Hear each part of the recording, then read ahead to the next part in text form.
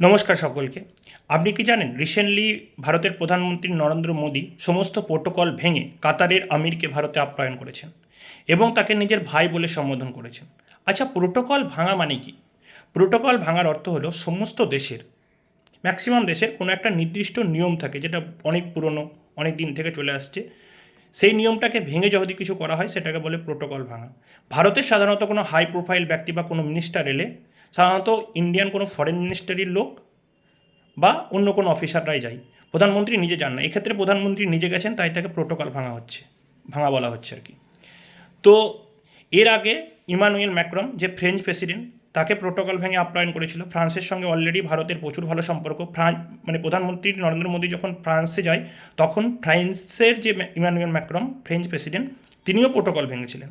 এছাড়া ডোনাল্ড ট্রাম্পের যখন ফার্স্ট টার্ম চলছিল তখন প্রোটোকল ভাঙা হয়েছিল ইন্ডিয়ার পক্ষ থেকে।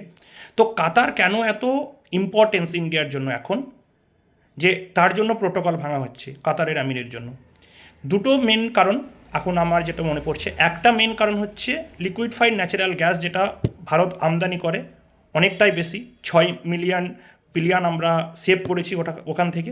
সেকেন্ড যেটা কারণ, আমরা শুনে হবেন 7 জন নেভি অফিসিয়ালকে ফাঁসি দেওয়ার কথা ছিল, সেটা গভর্নমেন্টে চুক্তি করার পরে ছেড়ে দিয়ে ভারতে সুস্থভাবে ফিরে আসে। ধন্যবাদ।